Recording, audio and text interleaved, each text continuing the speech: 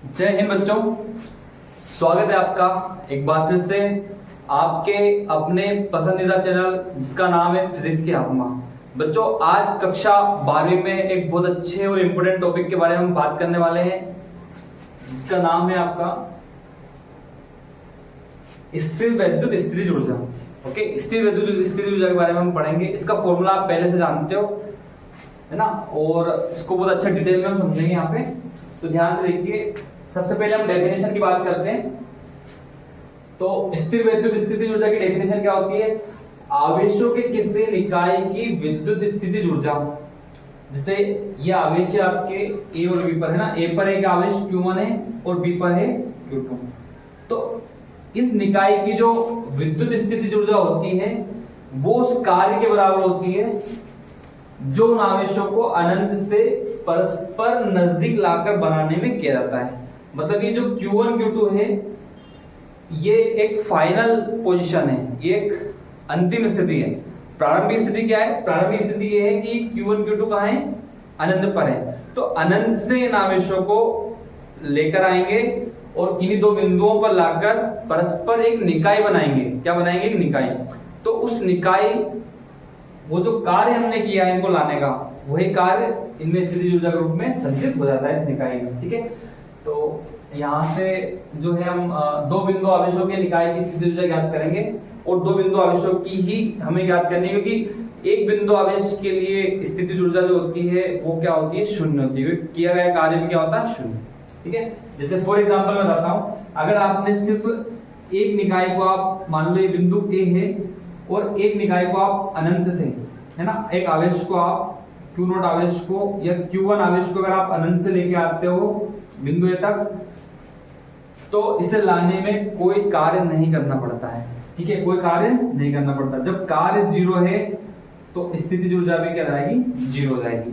ठीक है, तो इस तरीके से एकांक आवेश के लिए, एकल आवेश के लिए विद्युत स्थितिज ऊर्जा क्या होती है? शून्य होती है ना। एकांक आवेश के लिए हम विद्युत स्थितिज ऊर्जा ज्ञात नहीं करते हैं क्योंकि उसके लिए क्या होती है? शून्य होती है। हम बात करने वाले हैं दो आवेशों की।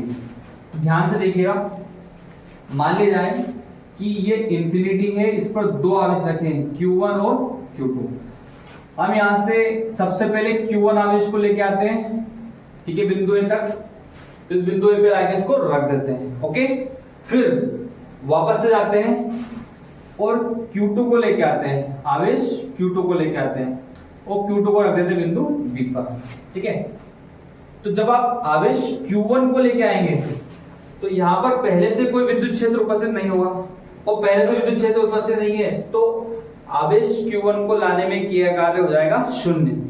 लेकिन जब आप आवेश Q2 को लेके आते हैं तो आवेश Q2 को लाने पर, जब आप उसको बिंदु B पर ला रहे हैं जो A से R दूरी पर है, तो यहाँ पर पहले से ही आवेश Q1 स्थित है, उसका अपना एक विद्युत क्षेत्र होगा, और उस विद्युत क्षेत्र में जब आवेश Q2 को लेके आओगे तो आपको कुछ कार्य करना पड़ेगा, है ना। इस आवेश के विरुद्ध क्या करना पड़ेगा? कुछ कार्य करना पड़ेगा। तो कार्य डिफाइन करेंगे हम विद्युत विभव की फॉर्म में, है ना। विद्युत विभव की सहायता से हम क्या निकाल लेंगे? कार्य निकाल लेंगे। तो अनंत से दो आवेशों को या बहुत सारे आवेशों को लेकर आना और एक निकाय की रचना करना, है ना। अनंत से लेकर आना और एक निकाय की रचना करना।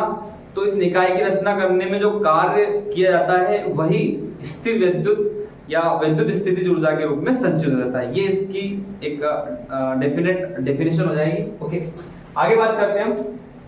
देखिए, जो मैं बताया उसको थोड़ा सा मैंने यहाँ पे लिख रखा है। देखिए, माना Q1 को अनंत से A तक लाने में किया है कार्य। मान लो आप सबसे पहले अनंत से इस Q1 को लेके आते हैं तो आपका कार्य हो जाएगा W1। ठीक है, इसको मानने में कितना हो रहा है? W1। और Q2 को लेके आते हैं, Q2 को अनंत से B तक लाने में किया कार्य W2। ओके, तो निकाय बनाने में किया गया कुल कार्य, ये निकाय जो हमने यहाँ पे बनाया है ए बी, जिस पर Q1 Q2 आवेश रखे, इस निकाय को बनाने में किया गया कार्य क्या हुआ? तो कुल कार्य हुआ W1 प्लस W2। ठीक है, अब हम पहले W1 निकाल लेते हैं, फिर W2 निकाल लेते हैं। ओके, तो W1 क्या है? Q1 को अनंत से Q1 को A तक लाने में किया गया कार्य। तो सर्वप्रथम आवेश Q1 को ए बिंदु तक लाने में किया गया कार्य क्या होगा, शून्य होगा, W1 बराबर शून्य, क्योंकि यहाँ पर पहले से कोई आवेश प्रेजेंट नहीं है, तो आप अनंत से एकांक आवेश को कहीं भी ले जा सकते हो, उसके लिए आपको कोई कार्य नहीं करना पड़ता है, कोई कार्य नहीं करना पड़ता है, ठीक है। तो W1 हो गया 0। अब हम बात करते हैं कि जब पहले से आपका Q1 आवेश बिंदु A पर स्थित है, जब आप Q2 को लेके आओगे, तो Q2 को अनंत से बिंदु B तक, यानी कि आवेश Q1 के विद्युत क्षेत्र में, आ रहा समझ में, है ना। वापस से देखिएगा कि इस Q1 को जब आप अनंत से लेके आते हो किसी बिंदु A पर, तो उस समय यहाँ पर कोई आवेश उपस्थित नहीं है, तो Q1 को लाने में क्या कार्य हो गया, शून्य। लेकिन जब आप Q2 को लेके आते हो, तो पहले से Q1 है यहाँ पे, तो आपको इस Q1 के विद्युत क्षेत्र के विरुद्ध कुछ कार्य करना पड़ेगा, तो वो कार्य हो जाएगा आपका, वो हम निकालेंगे। तो पहले हम निकाल लेते हैं Q2 को अनंत से बिंदु B तक आवेश Q1 के विद्युत क्षेत्र में लाने के कारण B पर विभव कितना होगा, तो बिंदु B पर विभव होगा Q1 के कारण V बराबर 1/4 pi epsilon not Q divide by distance है R, ठीक है। और आवेश कौन सा होगा, Q1, जिस आवेश के कारण विभव है, Q1 के कारण विभव है बिंदु B पर, ओके। तो ये हो गया आपका V बराबर 1/4 पाई एप्सिलॉन नॉट Q1, लेकिन कार्य क्या होगा, तो कार्य होगा W, कार्य क्या जाएगा W2, ठीक है, कार्य क्या जाएगा W2।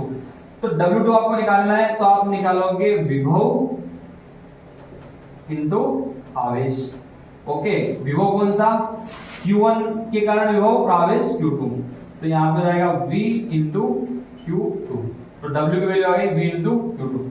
अगर हम W का मान निकालेंगे W2 का, तो W2 का मान मिलेगा आपको W2 बराबर ना, जो कार्य है वो जाएगा विभव का मान ये और Q2, तो 1/4 pi epsilon not Q1 divide by R और इनटू में जाएगा Q2, ठीक है। ये कार्य आ गया W2।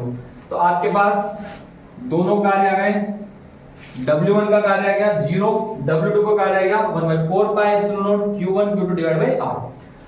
अब हम क्या करेंगे, समीकरण 1 में वैल्यू रख देते हैं कुल कार्य, ठीक है। तो समीकरण 1 से W बराबर कुल कार्य, W1 कितना है 0 प्लस, है ना, W बराबर W1 की वैल्यू क्या है 0, और W2 की वैल्यू कितनी है 1/4 pi epsilon not Q1 Q2 divide by R, okay. तो यहां से W जो निकलेगा आपका कुल कार्य 1/4 pi epsilon not Q1 Q2 divide by R। देखिए यही कार्य है ना, निकाय बनाने वाला अनंत से आवेशों को लाकर एक निकाय बनाने वाला जो कार्य है, यही विद्युत स्थितिज ऊर्जा के रूप में संचित होता है। यही कार्य विद्युत स्थितिज ऊर्जा के रूप में संचित हो जाता है ना, संचित हो जाता है। तो यहां से इसी को हम क्या लिख सकते हैं, स्थितिज ऊर्जा U बराबर 1/4 pi epsilon not Q1 Q2 divide by R, ठीक है। ये आपका फाइनल आंसर है, और इसको अगर आप 1/4 पाई एप्सिलॉन नॉट को Q लिखना चाहें, क्या लिखना चाहे K, तो K Q1 Q2 divide by R, ये भी हम इसको लिख सकते हैं। इसका जो मात्रक आएगा वो आएगा जूल। तो बच्चों ये पूरा कॉन्सेप्ट है विद्युत स्थितिज ऊर्जा निकालने का, ठीक है। अब ये तो हमने निकाला 2 आवेशों के निकाय की स्थितिज ऊर्जा, हम 3 आवेशों की भी निकाल सकते हैं, 4 आवेशों की, बहुत सारे आवेशों की निकाल सकते हैं, ठीक है।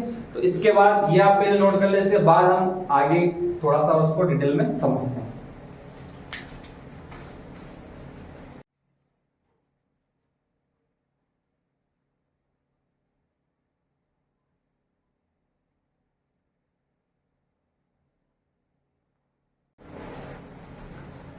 हाँ तो बच्चों, जिससे हमें क्वेश्चन गिवन है, पहला क्वेश्चन है कि यहाँ पे चार्ज Q, फिर ये वाला है चार्ज Q और एक चार्ज है Q, इन तीनों को हमने मिला दिया।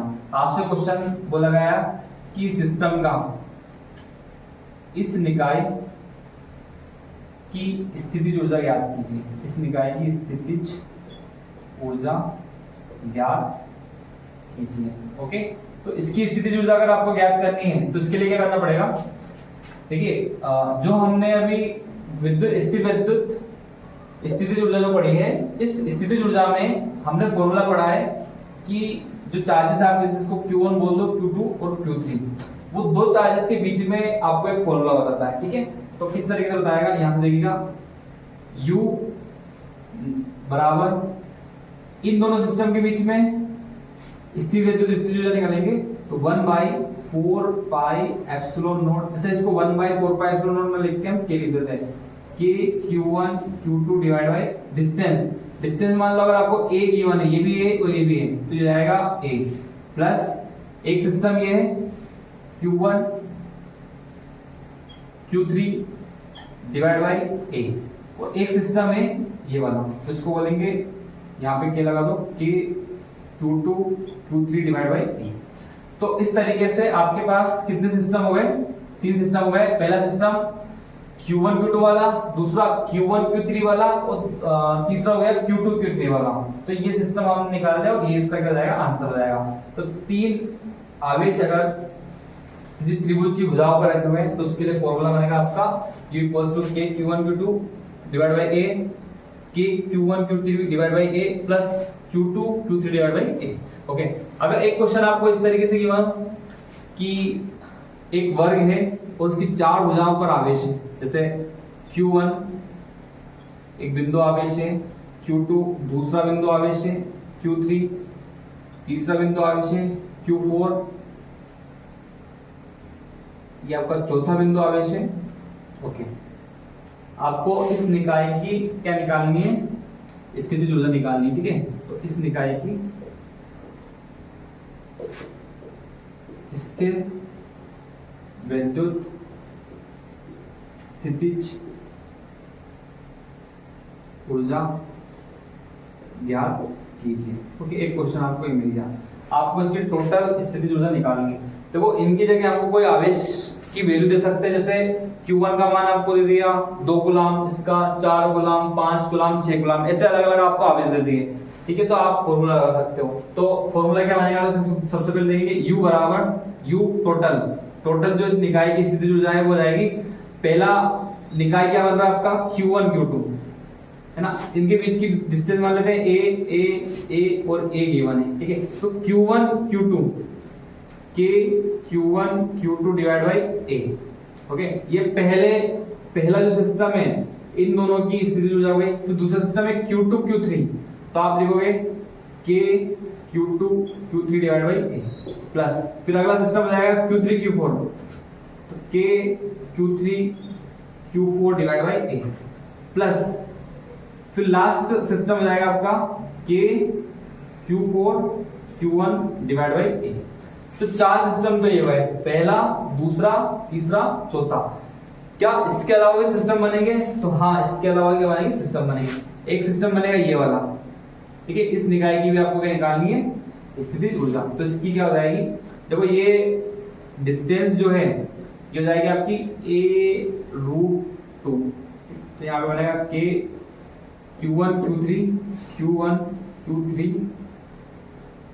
A√3 प्लस एक सिस्टम ये बन जाएगा Q2 और Q4 वाला, तो ये हो जाएगा आपका K Q2 Q4 divide by distance क्या होगी, तो डिस्टेंस हो जाएगी A√2, ये हो जाएगा A√2। तो इस तरीके से अगर आपको इनकी वैल्यूज गिवन हो तो 3 निकाय वाला जो सिस्टम है, 3 आवेश वाला जो सिस्टम है, या 3 आवेश वाला जो निकाय है, या 4 आवेश वाला जो निकाय है, उसके लिए स्थितिज ऊर्जा निकालने का तरीका ये रहेगा। तो इस तरीके से हम क्या निकाल सकते हैं, स्थितिज ऊर्जा निकाल सकते हैं। तो बच्चों इस वीडियो में इतना ही, मिलते हैं नेक्स्ट वीडियो में, तब तक के लिए जय हिंद जय भारत।